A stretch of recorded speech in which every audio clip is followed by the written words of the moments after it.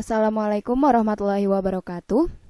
Di video kali ini kita akan belajar tentang analisis regresi linear berganda menggunakan Microsoft Excel. Nah, yang pertama kalian harus lakukan itu mengecek data analisis di menu data. Nah, ini data analisis. Kalau misalkan tidak ada, kalian bisa klik File, lalu klik Option, klik Add-ins. Nah, ini pilih yang Excel Add-ins, ininya analisis toolpack, lalu klik Go. Ini centang yang analisis toolpack yang paling pertama, lalu klik OK. Nah, nanti muncul data analisis di menu data, paling pojok kanan. Kalau misalkan data analisisnya sudah tersedia, kita klik, lalu pilih regression, lalu klik OK. Nah, di sini input Y-rank, yang kanan ini diklik, lalu diblok Y-rank-nya. Dari judulnya, dari judul sampai ke C16 ini.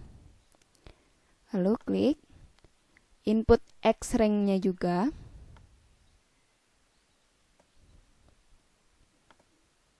Nah, dikarenakan tadi kita blok dari judulnya, dari Y, X, Y, maka labelsnya dicentang.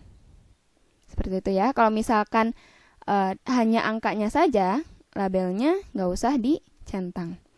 Untuk confidence levelnya, kalau misalkan kita menggunakan confidence level 95%, ini tidak dicontreng, tidak di checklist juga tidak apa-apa. Kalau misalkan confidence levelnya mau diganti, misalnya jadi 99% atau berapa, ini tinggal di checklist, lalu confidence levelnya diganti. Selanjutnya, pilih output option. Nah, yang pertama ada output rank. Ini kalau misalkan di sheet yang udah ada. Misalnya kita mau menampilkan hasilnya itu di sini.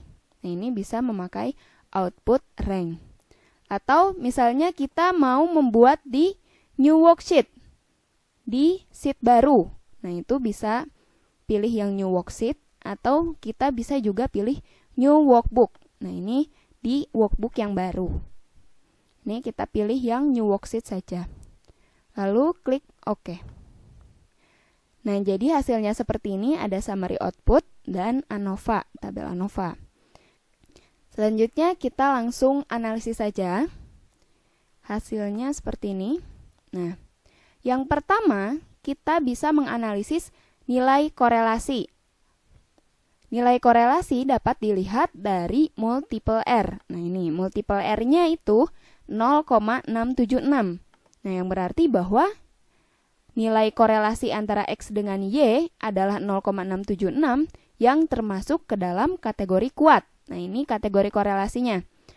Kalau misalkan 0,676 berarti ada di kategori ini yang termasuk ke dalam kategori kuat. Seperti itu ya. Yang kedua yaitu nilai koefisien determinasi. Nah, nilai koefisien determinasi ini bisa didapatkan dari adjusted R-square atau bisa juga dari R-square. Nah, kita menggunakan yang adjusted R-square. Hasilnya 0,415. Ya, yang berarti bahwa nilai koefisien determinasi adalah 0,415 atau 41,5%. Yang berarti bahwa X dapat menjelaskan Y, X ketaatan terhadap tugas dapat menjelaskan kinerja siswa sebesar 41,5%. Yang sisanya itu dipengaruhi oleh faktor-faktor lain, gitu ya.